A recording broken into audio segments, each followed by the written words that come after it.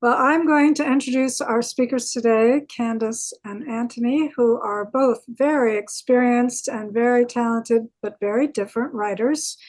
And Candace, start with you, is an American writer historian who writes fiction set in the late Middle Ages in England.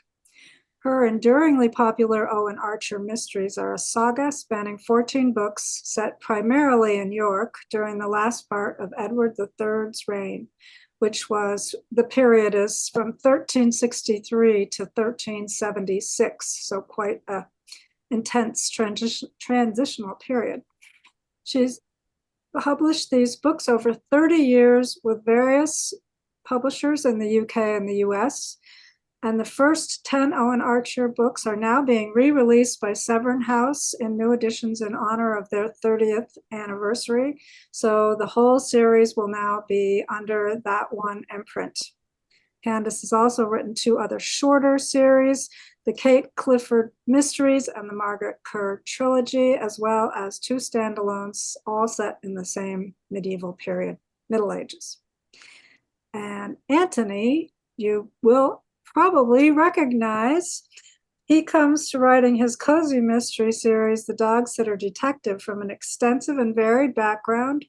His graphic novel, Atomic Blonde, became a hit movie starring Charlize Theron. And he is a celebrated author of books, video games, and film scripts, as well as a director and musician.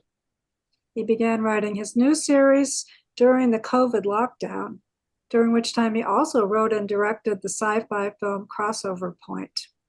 You will recognize him as our very helpful expert technical help with Zoom and YouTube, but today you'll meet him in his role as Gwynnie Tuffle, a retired actress who takes up dog sitting to make ends meet and finds herself more entangled in murder than leashes, or I should say leads. He lives and works in England. So welcome. And he was, I should have said, he was formerly, I believe formerly, a vice chair of our CWA. That's correct. So always glad to have him here representing the mothership.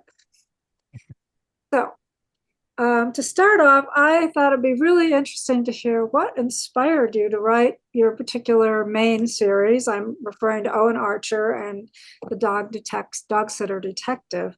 And was it something out of your background or some particular passion or some challenge that you wanted to take on and write about?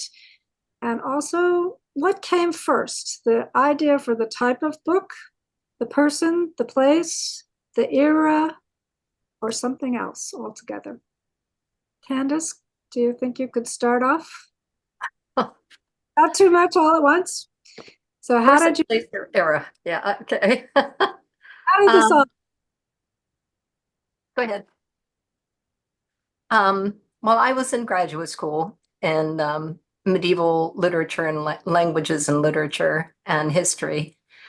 And I wanted to pursue that even though I'd left grad school for various reasons. And so I started writing a short story about a woman, well, she wasn't really an apothecary, but I tried to sell the book, the story, and editors kept telling me that it read like the first chapter of a book, and they'd love to read that book. And so I put it aside for a long time. But I wanted to write about York because I love York.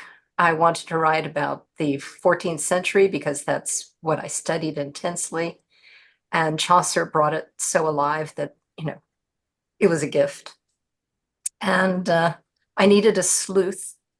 So I took someone who was in an early draft, who was actually a minor character, but very, very nasty character, and turned him into my handsome hunk of a sleuth.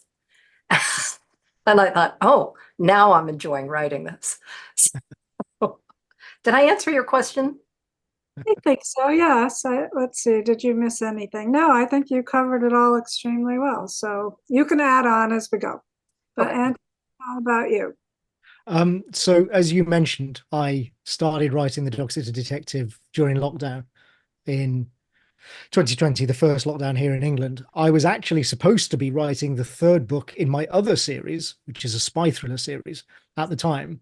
But because of lockdown, I couldn't really do that because those books, because they're spy thrillers, they rely on, the heroine travels abroad, and you've got the state of nations and geopolitics and all that sort of stuff. And obviously in early 2020, all of that was up in the air. None of us knew what the world was going to look like in a year or two later.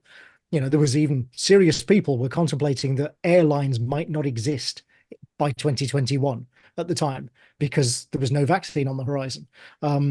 So I couldn't possibly write that book, so I put it aside. But I am the sort of writer who needs to be writing something. I always have multiple projects on the go. I'm always writing something. I can't just sit there and not write. So I thought, well, why don't I write something to cheer myself up? Because these were quite bleak times. And I've always loved traditional, classic, and cozy mysteries. I've read and watched them on TV. They're very popular on TV over here in the UK. And I've read lots, and I sort of grew up reading things like The Famous Five and The Three Investigators and stuff like that. So I've always liked that kind of book, but I'd never written one. I'd never written anything like a classic mystery, not even in my comics or graphic novel work. And so I thought, well, why not? That's something light-hearted that will hopefully make me smile while I'm writing it. And it did. I mean, to cut a long story short, it absolutely did that. It achieved that aim, which was the primary aim. And I wasn't even thinking about publishing when I started, but about halfway through, I started thinking, maybe there's something here. Maybe other people would enjoy reading this as well. And actually, it could even become a series. And so when I finished it, I actually did nothing with it for a year. But then eventually I sent it to my agent and said, do you think there's something here? And of course, by that time, COVID was, vaccines were here, and, a lot of restrictions had opened up and stuff. Luckily, I hadn't mentioned COVID in the book, thank goodness. And it went from there. With regards to the character, that was born out of a few things.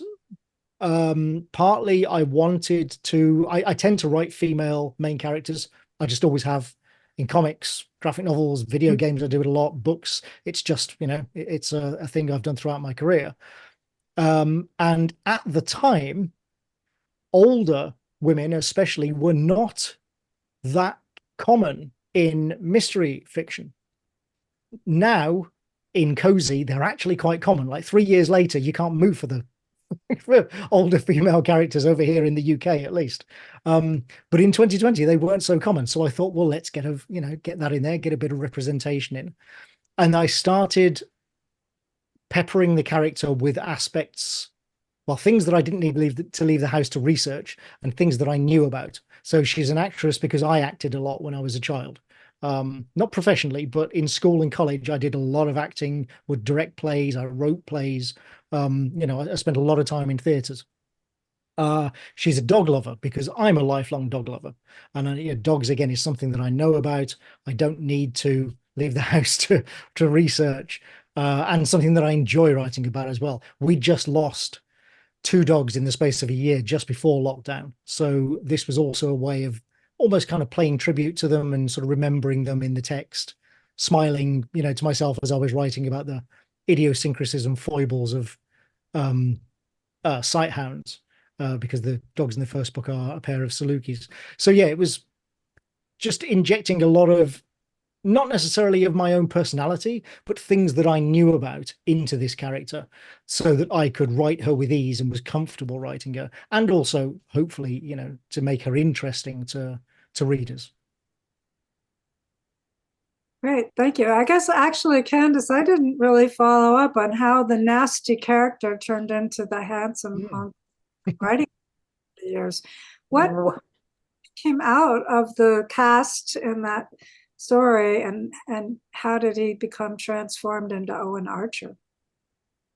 Well, I had sent the original version of the book to an agent whose reader said, you really need it. It wasn't really a mystery at that point. It was more a period novel.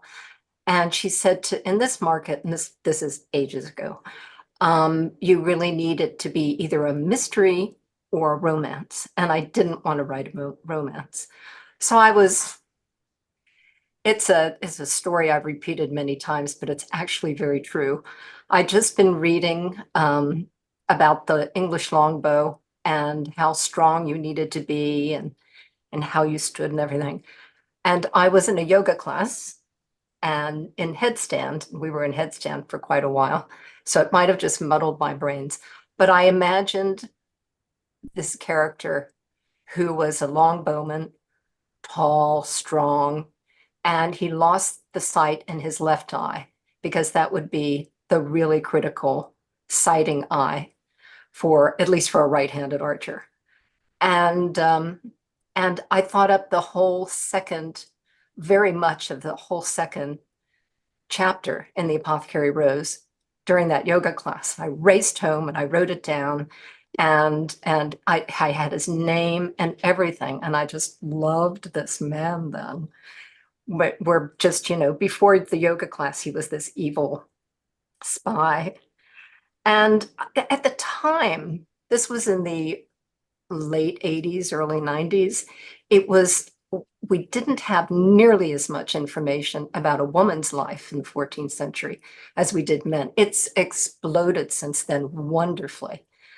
But at the time, I thought, well, for him to be able to move around, and if this becomes a series, it would be a lot easier to write a man. And besides, I love this guy, but I'm going to surround him with very wise, wonderful women. And so that's how I plotted it out, so that Lucy and Magda and Bess would always be there. One's an innkeeper, his wife is an apothecary, which is very convenient. And Magda is a healer who has insight into his loss of one eye and what that has given him. So that's how he came about. Fantastic. That's really interesting. So in your, let's see now, what is my, before I get on too many sub questions here, you've sort of both touched on this, but when you started, did you have a vision of how the series might develop? And has that, even with a short 2 books down, Antony, has your idea evolved for what the reach of this series might be? Well, I'm writing the 3rd at the moment, so I am thinking, already beyond the 2nd. I've almost finished the 3rd, in fact, and I'm now thinking about the 4th as a result. Plus, I've written, although my novel series are much shorter than many of the other people here, and certainly shorter than Candace's, I did, as you mentioned earlier, I spent many years working in comics and graphic novels, and I have, in that media, written, I wrote one comic series that ran for nearly 9 years. Over 60 different issues. So, I have done a long running series, just not in novel form yet, hopefully, who knows? I did have a plan of sorts. I knew that the value in this book would be as a series. I knew that the Dog Sitter Detective, it could have been a standalone, but I knew, just, thinking sort of commercially, that it wouldn't have as much success if it was a standalone, because it falls into this, this subgenre where people expect a series. People do expect series from cozy mysteries, especially. So I always had the idea that it could be and would hopefully be a series in mind, and that is how we pitched it to publishers. We pitched it as 2 books with the possibility of more. So it was really always on the cards, and the plan was very. I don't have a plan in terms of a sort of overarching story. Again, I've done that in comics, but with the Dog Sitter books, that's not the case. It's more a plan of how to approach each book in the series, which is that every book features a different breed of dog. So, and some dogs do recur. Some dogs from previous books do make another appearance, but the main dog in each book is a different breed each time, just to get some variety and to influence the plot slightly. The plots are, molded a little around the breed of dog and their habits, and because every breed has a different personality and sort of behaviors. And that there would be a core of 2 or 3 main characters, one of them being Gwynne herself, and that her being an actress would be a big part of the stories. That's something that it's not in the background, that is very prominent in all of the stories. Beyond that, though, it's not that's about the limit of the plan, as it were. So there isn't a lot to deviate from. And so far I have managed to stick to it. It is interesting. I mean, I've read the second one just came out on January 25th. The dog sitter detective takes the lead. That's correct? Right. And it is interesting how the personality, it's a sheepdog, right? And then Border Collie, yes. Always Border Collie, trying to herd. You can use those characteristics with how to solve the mystery. And that works very well. I'm interested to hear more about your male retired detective and what is going to happen with him, if you know. But the fact that the elements of the different dogs, a different play or a different type of acting job, gives you some really good movable pieces that are different but the same, which seems like maybe a good platform that you can work from. And I'm sure that helps to because that would seem to me like part of it is to reduce the variables. You're not talking about anything as possible, but to have variety and consistency at the same time. Agreed, yeah. Candace, what did once you got Owen, did you ever imagine, I mean, I know you fell in love with him, but did you ever imagine the relationship would last for 30 years? No. I'm very glad it has. No, I had an idea. I didn't know that it would sell, and I didn't know whether it would sell more than one book. But St. Martin's, when they bought it, said this has to be a series. And so I was in York when I found out about that. So I was all ready. And what my plan was, well, much like Antony, it isn't a kind of an overall arching plan, although some things have happened that almost seem that way. My plan was that I would choose, something that was going on historically in the year that I was in. So in this, in each book, I choose something that's happening historically in the background and thought about how it would affect the people of York, or in some books, the people of Wales. And so that would always be kind of a guiding principle in the back of it. And then I had this sort of repertory company of characters. And I don't think I really had the idea at the beginning, but I wanted to sort of highlight one of them in the story. The mystery meant a lot to a particular person.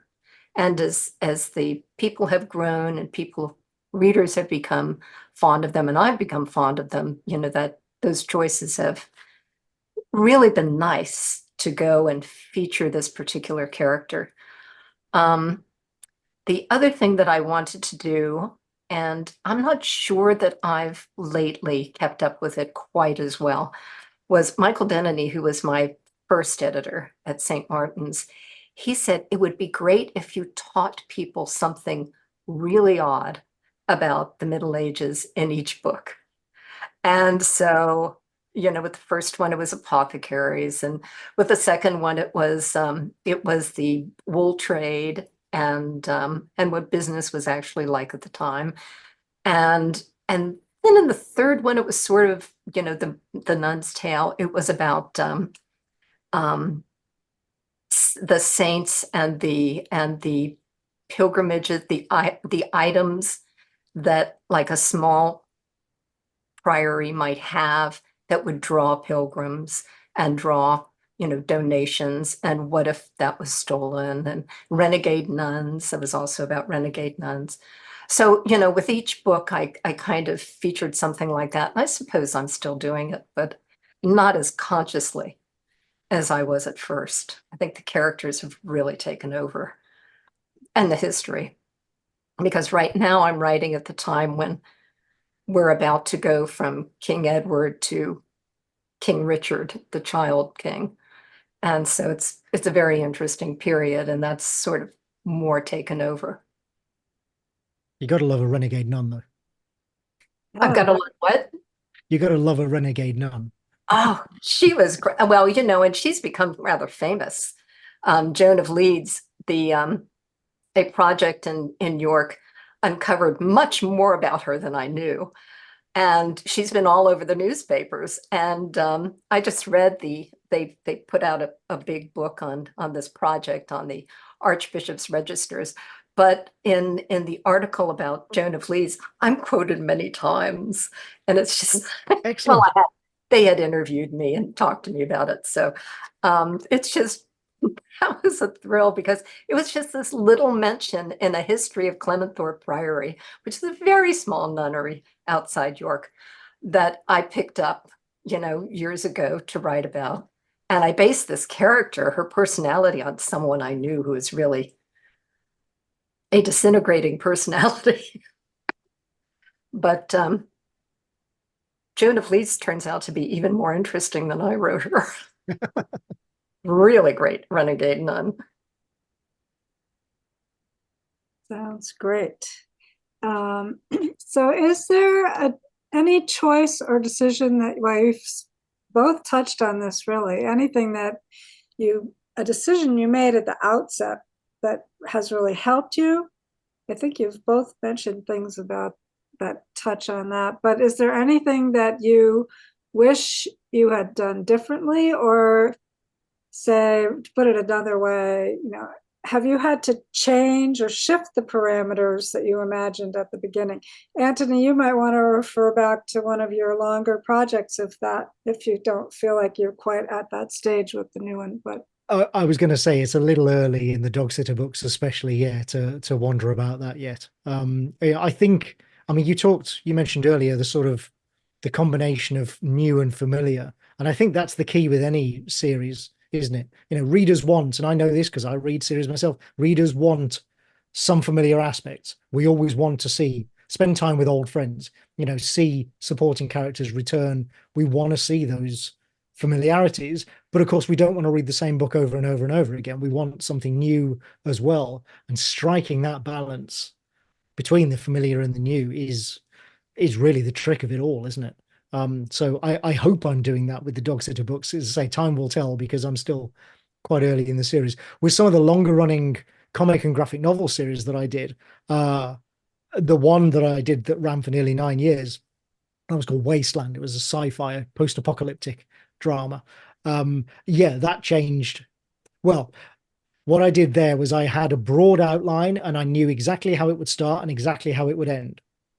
But within that, I left room for myself to wander and meander. And that did meander a lot. By the time I got to the end, even after 9 years, I got there thinking, I've got at least another 9 years of material here that I haven't even touched upon. Things that I thought I might write a story about that I just didn't have time to get to. But by that point, I was exhausted. There was no way that I was actually going to carry on writing it for another 9 years. That absolutely changed and, like I say, meandered throughout the course of it. But I did get to the end and I did write the ending that I had planned right from the start, which I'm very proud of, thank goodness.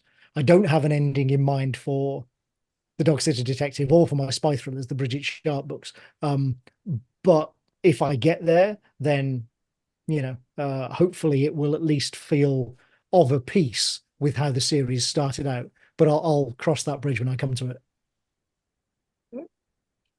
Candace, you're writing about a very specific number of years, but when you started, did you feel like that was a boundary, or didn't you have any idea how it all might go?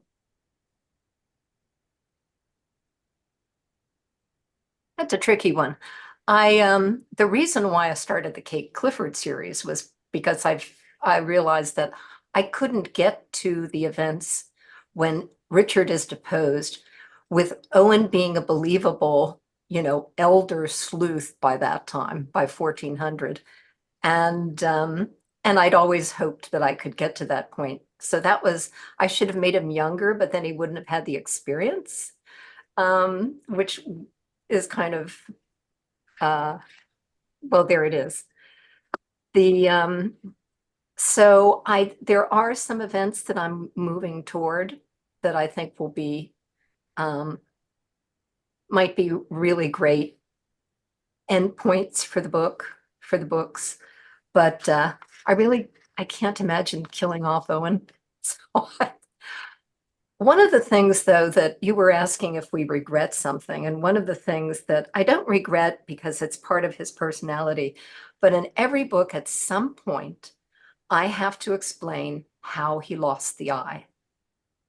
And whether it's just a fleeting mention, which it is in this book, or, in A Fox in the Fold, the most recent one out from Severn House, I actually use that as a central part of the plot. I didn't realize that until halfway through the book that, oh, I know who this person is, and they're the person that caused this. And it became the central part of the book, which was weird because I foreshadowed that at the beginning with his daughter explaining to a young man how her father lost his eye and what a hero he was. So it was kind of an eerie way that our subconscious works and writes the book for us. But yeah, I've been pretty happy with how the history part of it has worked out. And so far, I've never been at a loss for something at that time.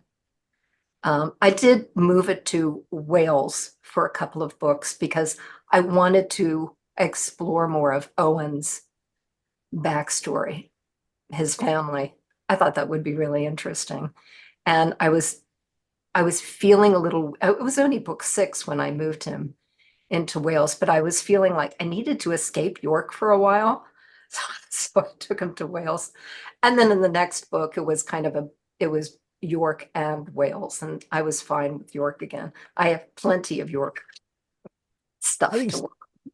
I think 6 books I think you're justified taking a break by that point, really, are you? You've established the continuity and the repetition enough, I think, that you can trust readers will be okay with you taking a break for a book at that point. Can I ask you something, Antony? Of course. I had Irish wolfhounds in one of my series, in the Kate Clifford's books. And I had to talk to a dog expert in length to know exactly what these dogs could do and what they couldn't do, how they tracked, because they're not sniffing trackers. No. They're coursers. They're sight hounds. Yeah. Yeah. So anyway, have you ever felt, and I felt constrained at times with these dogs. Oh, I have to remember the dogs because people really like the dogs, and so did I. Do you ever feel constrained about that? No, but only because that was actually part of what I wanted to do with the books. As a dog owner, lifelong dog lover, one of my frustrations is reading, especially crime books, where there is a dog introduced, and then the dog's almost forgotten about, or the person who has the dog never seems to actually look after them. I find that very annoying and frustrating. And so one of the things that I wanted to do with the series was treat the dogs very realistically. Now, it is a light-hearted series, as I said. Obviously, there's comedy and the dogs aren't entirely realistic, but she has to feed them. She has to take them to the toilet. She has to walk them. They have to have somewhere to sleep.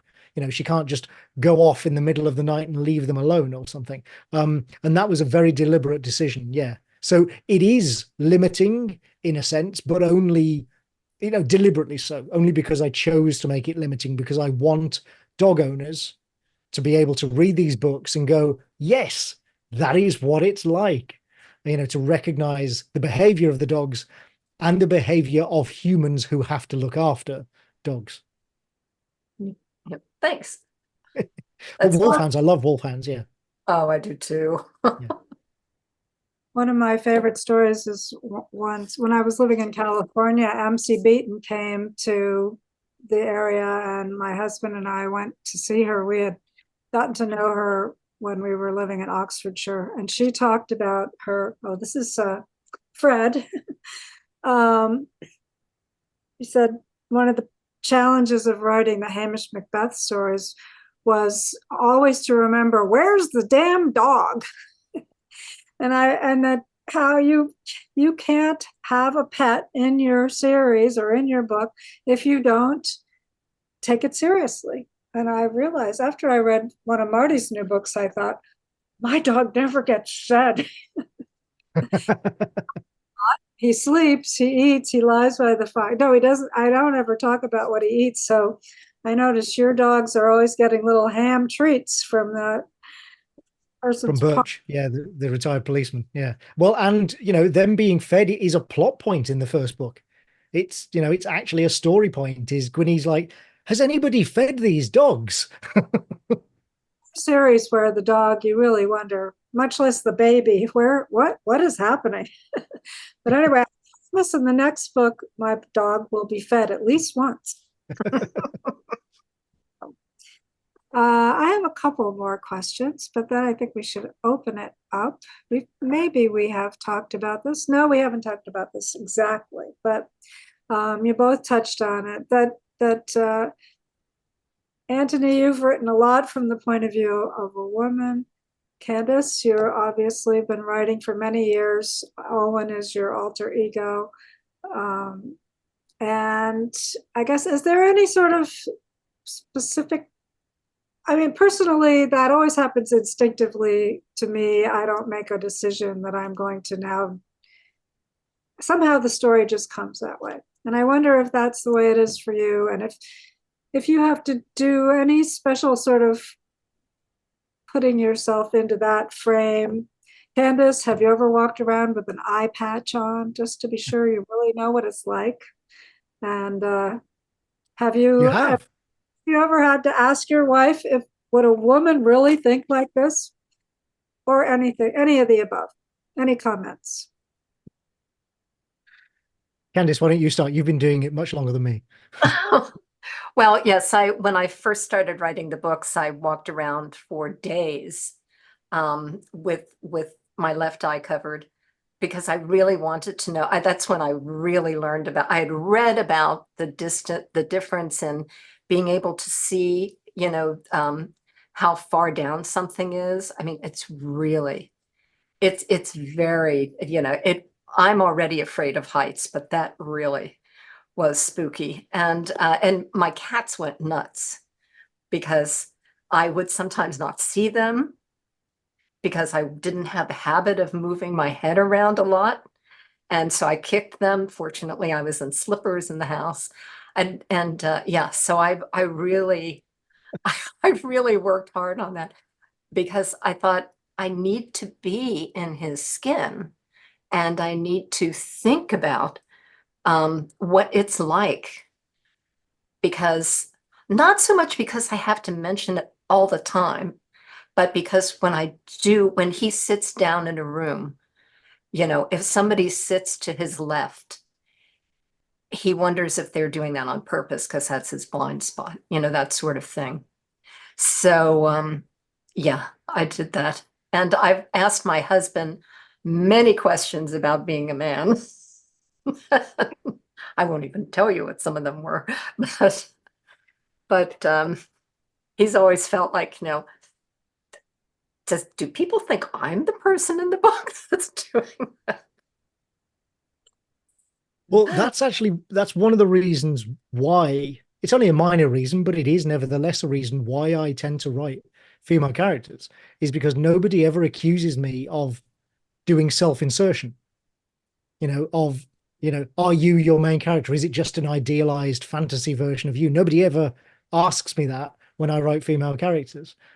Even though, who knows, there may be an aspect of that, especially in the spy thriller ones. Bridget Sharp, my spy, is a very capable young woman, far more capable than me, But yeah, nobody ever asked me that. So that's a small aspect of it. In terms of sort of knowledge and research, it's really just listening more than anything, you know. And it's one of those tragedies that it shouldn't be that rare, and it shouldn't be that difficult for men to write good female characters, but it is, because too many men just don't listen. I'm the sort of, a sort of man who's always had I have lots of male friends, but I've also always had lots of female friends, and many of them are now getting older, as I am.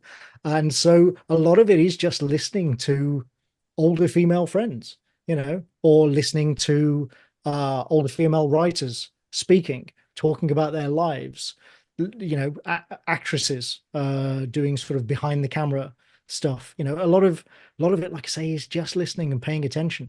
It's not, I don't think I'm doing anything particularly hard or special, and yet it is more rare than it should be, unfortunately. Whereas writing men is just the default.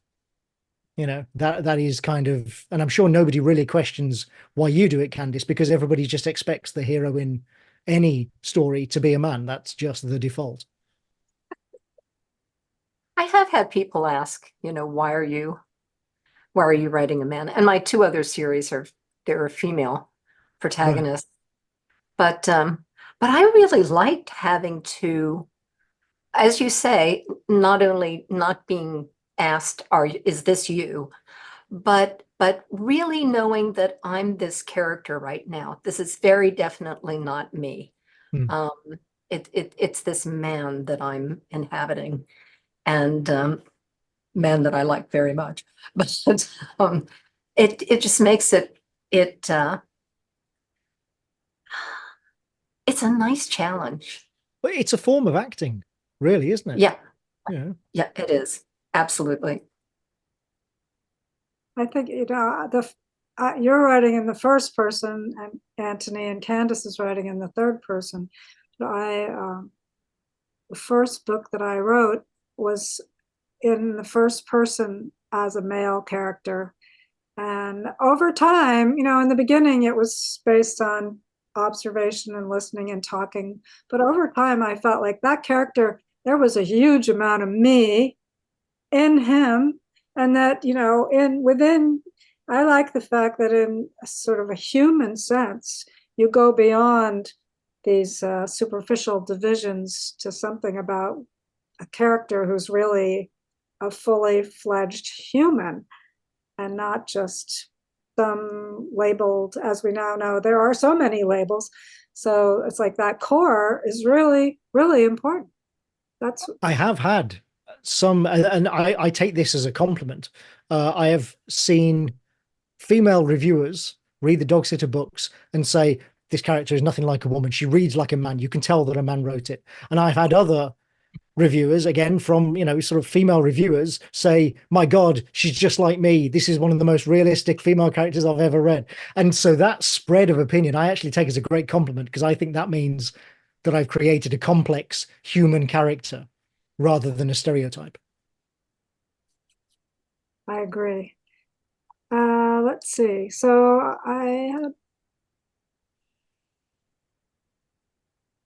I think we've covered. I loved that you mentioned the sophomore book, because I had never heard that term before I was trying to write one. And that's the second in a series. If you aren't familiar with it, is apparently always a challenge in any series. Yeah, it's like in music they call it the difficult second album. And it's with second novels, because there's a lot of sort of talk about this with second novels, you have this idea that your first novel, you've had your entire life to write, essentially. And then suddenly your publisher wants a second one in the space of 10 months. And now you've got, less than 10 months to write your second novel. And so that can be why it's so difficult, adjusting to that period of having to, what previously you could spend years on, you now have to do in a matter of months. But I have found, and that's absolutely true, but I have found that the second volume of any series, even when you've done it before, and you're now a veteran writer, and this is not your first series, I still think the second book is the most difficult one, because that's where you're making those decisions about what to keep from the first book, what to jettison, what new things to bring in, how this series is going to work. That's where you make those decisions. You don't make those in the first book, you make them in the second book. And so, like I say, even if you are experienced and you've done it before, I think that's why second books are always so much more difficult. Have you found that, Candace? Definitely with my, I'm not sure that I was aware of that when I was writing the second Owen Archer. I was just so excited about being able to write more, and I had a big idea, but I did. That is the book where I made choices about who were going to be ongoing characters, at least at excuse me, at that point. But in my two other series, which were just 3 books each, those second books really changed how I looked at how it was going to go. I can really remember that. Yes. And it really is a challenge to decide, because now you're deciding what the series is about. Absolutely. Well, and those decisions, you've then got to carry them forward. Absolutely. That's the thing. It's the weight of it, isn't it? You're like, oh my God, these are decisions that I'm going to have to stick with for books to come. Right. Right. What do you say about the myth that it gets easier? I've heard people say, probably not writers, oh, but you know everything now, so it must be easy to write another one and another one and another one. Oh, if only. Mm. Not, huh? Is that a no such luck answer, or is that just, it's It still, doesn't, I don't think it gets easier. In fact, last year, well, and I'm still working on it. I'm working on something that is outside. It's a fantasy, medieval fantasy. And that was such a learning curve. I thought, boy, I don't know anything. I'm starting all over again, which has been great fun. Yeah, it's often been said that you never really learn how to write a book. You don't learn how to write a book. You learn how to write this book. Mm-hmm. And that knowledge is not actually all that useful when you come to write the next one. okay, that seems very true to me from my experience as well.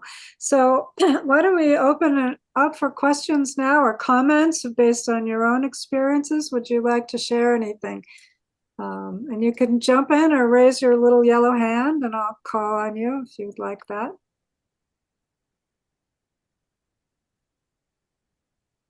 You know about the little yellow hand? Yeah.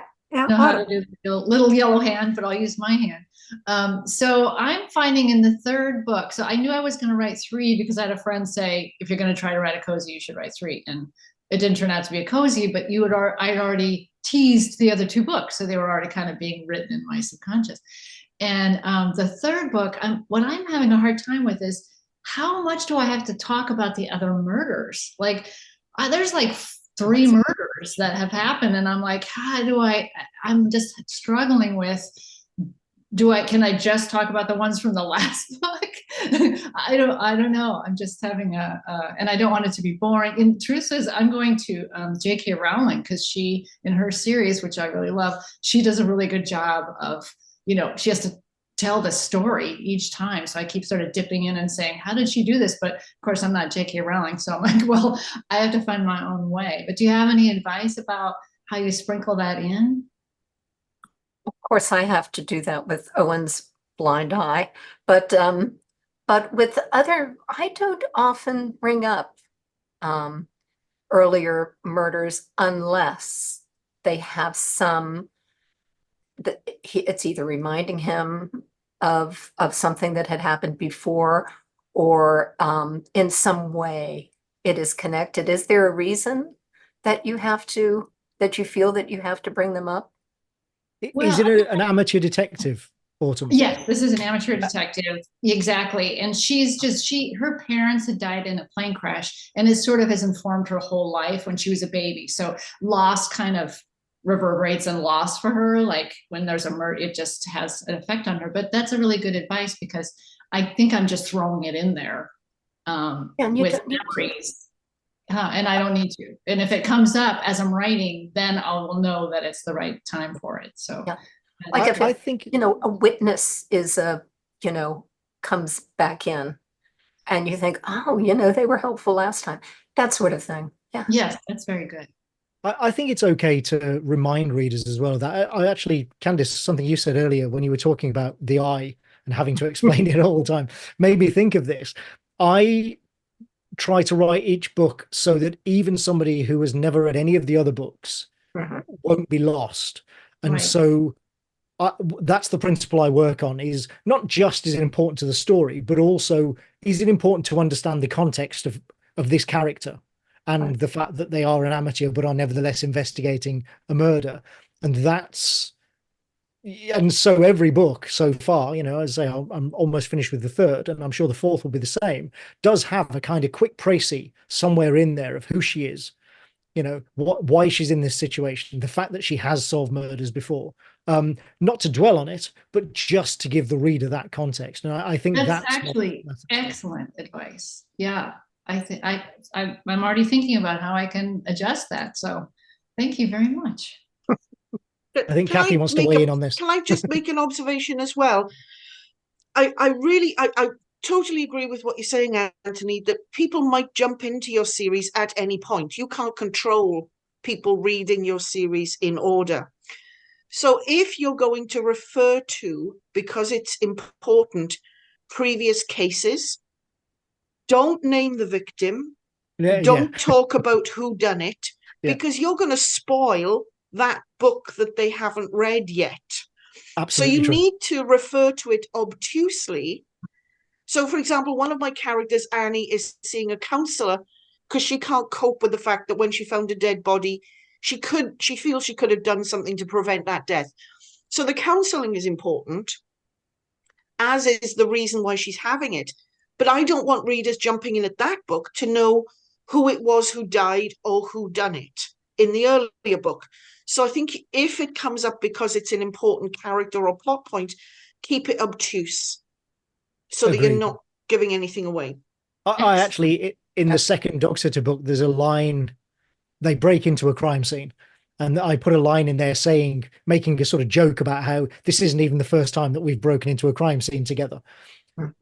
Now, when they do that in the first book, that's actually a pivotal scene in the book. It's a really, really important, like the whole plot hinges on that scene where they break into the crime. And so, yeah, I didn't want to say any more than that for exactly the reason that you just said, Kathy. I didn't want to build it up and make it more than it is or name any particulars. So I could just sort of, reference it again to give the context of, oh, they've done this before. They are, they have investigated and solved murders before, but without, as you say, spoiling it for anybody who might then go back and read that first book. Excellent advice. It's really tricky too if you have ongoing characters more than just your sleuth.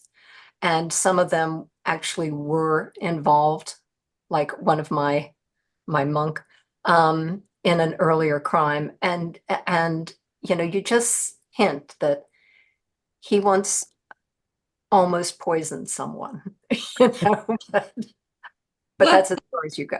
And you don't know if that was in one of the books or if it just happened in his life that he just almost off screen. Sheila has her hand up. Yeah. Oh, well, I'm happy to listen, but what I wanted to add was some years ago I read a mystery by a very famous author, and the character witnessed a beheading. I mean, it wasn't a deliberate, it was the head was cut off in some way. And she just sort of blithely, saw that and went on, which kind of bothered me. And then I read a book by another famous author where something happened, ongoing things, and her character was really dealing with them. And it made me stop and think, because if you're writing a series, these people, they could get shot and poisoned and lots of different things happen to them. And if we want to make them like real people, we need to address that. And in one of mine later in the series, I had my character suffer with PTSD. She was sitting on the witness stand giving testimony in a case, and the defendant attacked her. He got off the table and attacked her. And she had a terrible PTSD because this was like the last straw. And she ended up going to England to to escape it, only to have more things happen, of course. But, you know, we really, if I want my character to be realistic, even not maybe not 100% because it's fiction, but I do think that's something that we have to address. Do you agree? Oh, absolutely. And I've aged my character, and he now feels it when he's been on a horse for a whole day, and he's weighed down more by the things that have happened, that he's had to investigate. I mean, he's a very different person because of that experience than he was 14 books ago. I think I find it very difficult to keep on with a series when someone isn't changed by what happens to them. But I really like thoughtful characterizations. I really want to feel, and I want them to stop and be moved. I mean, to what your example, Sheila, about somebody seeing a beheading and then, just going on. I mean, no. Yeah, the character's head was cut off. I don't remember exactly how, but it ended up being in a, those skip loaders in a construction site with a big bucket, and the head falls in the bucket. Oh, good Lord. I think it depends on the context as well. I mean, yeah, Brigitte, my spy character, she starts off with PTSD, like from the right, even before the first book, the events of the first book, she already has PTSD. She's in therapy throughout the entire series. And that's very much, she develops greatly as a character throughout that series. The Dog City Detective, less so, just because I want to keep that light-hearted aspect to it. So like her father dies in the opening pages of the first book, and that is partly what sets her off on this journey, because she realizes that he's left her penniless. But grief is discussed in the book, and loss is discussed in the book and in all the books, because that's not something that leaves you, obviously, losing a parent. And so there are aspects like that which are that sort of detailed character that you mentioned, Candace. She does have that, but at the same time, I don't intend to age her. I don't give specific years or dates very deliberately. I want the books to exist in a sort of if any of you are familiar with the British series Midsummer Murders, it has that kind of timeless quality to it. It really could take place just about anywhere in any year, not getting specific about those kind of real world details. And so I avoid those, but I do make sure that the character has realistic reactions and emotions. In the second book, she's passed over in favor of a younger actress for a part. A very, very realistic thing that happens in the theater. And, she feels very resentful towards that. It's, again, that forms part of the plot. So I think it all depends on context. But yeah, you don't want characters to be cartoons. I think some people do choose to have their characters more cartoon-like. And that is a sort of style or tone that I think some readers like. It's not my choice personally. My books, I'm writing 4 books that are all set within the same year in the same village. So there's very much an ensemble cast. And I've had to work really hard deciding like how much, the bad events that happened in the previous book are still affecting people in the next book, and walk that narrow path. But I think also with an amateur detective, I mean, if you're a policeman and you come in on Monday morning and there's a case on your desk and you do the case, and then the next Monday there's a different case, it seems like you could, from a plot standpoint, you could make those more discreet than where you have to have one person who's going to find a way to become involved in this next murder. it feels like there's more carryover that would evolve, more of an evolutionary thing between books. It's not very articulate, but No, I agree. I think that, I mean, that's what Autumn, that's why I said, asked Autumn if her character was an amateur detective, because I think with an amateur, you have to give that little bit of extra context of like, Yep. well, hang on, why are you getting involved? Yep. What do you care? Why are you investigating all of a sudden? How can you justify this? I think you just need to give that little bit of extra information to the reader. Yeah, I had to do that with the Kate Cliffords and the Margaret Carrs, especially the Margaret Carr, because she's starts out investigating what happened to her husband at the beginning of the War of Independence in Scotland, and so it's really following her and her growing understanding of what's going on and what her husband is involved in, and so that yeah, there's But you can't do that in a second book. no. No. And I really see that, that it was different for my two women because Owen is kind of an official sleuth. At first he's for the Archbishop of York and now for Princess Joan and the heir apparent. And so he has assignments. I've actually made him captain of the city. And so, any trouble that comes up that's a murder, he's going to be involved in if it's somebody important. But it's trickier for a real amateur sleuth, much trickier. As I am finding. it is. I think it takes a delicate hand to manipulate things so that it's not, because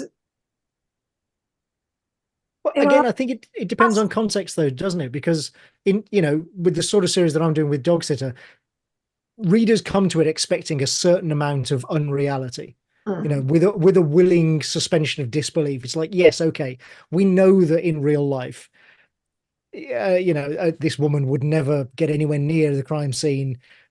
People wouldn't answer her questions. Of course, we know that, but we're going to accept that because we know that that's part of the premise of the story. So I think you can get away with it to a certain extent, but within the fiction, you do still want to have that justification, that reason for them to be involved.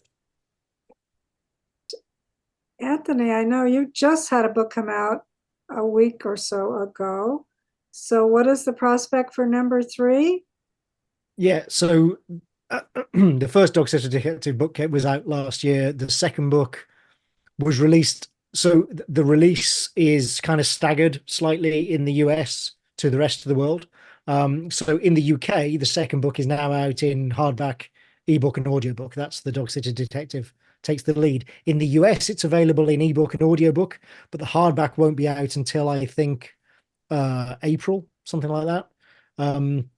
Also, the paperback of the first book is now available here in the UK, but that won't be out until March in the US. So that's out next month. But again, is already available in ebook and audiobook if that's your preferred format. I don't know why the distributor is doing it like that. It's not up to me. They don't explain their ways to me.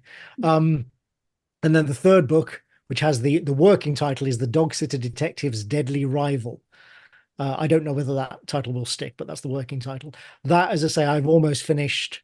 I mean, I say I'm on about 68,000 words, and they're 70,000 word books, but probably 10,000 of those words need to be completely rewritten because as I've been writing it, things have changed and evolved and what have you throughout the writing of the book.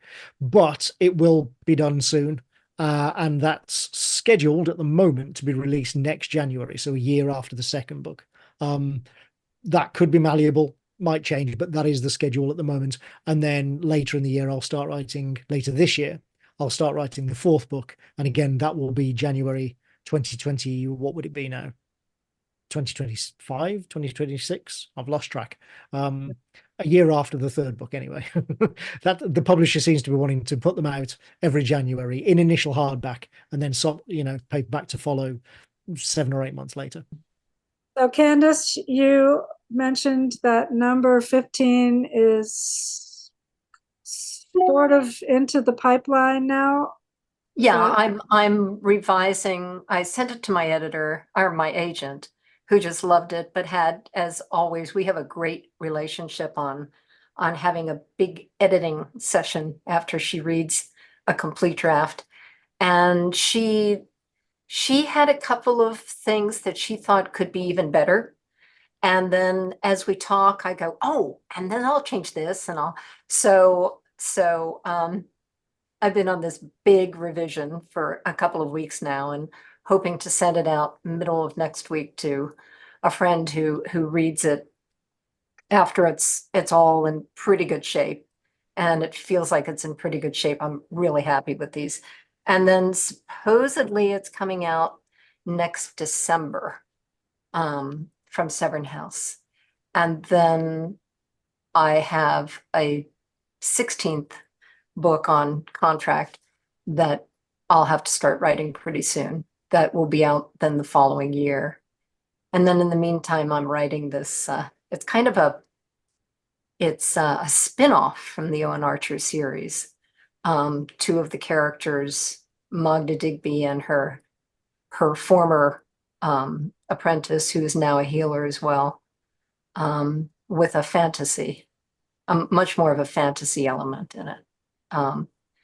Because I did a little bit of that in the River Woman's Dragon for the 13th book. No, the 12th book. But I decided that it really didn't fit going more deeply into the mystical in the Owen Archer series.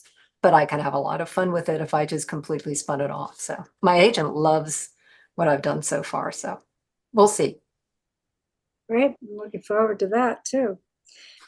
Well, thank you, everybody. I thought this was a very interesting conversation. I'm really glad you were all able to come. And thank you so much to Candace and Antony for being our interviewees and lead speakers.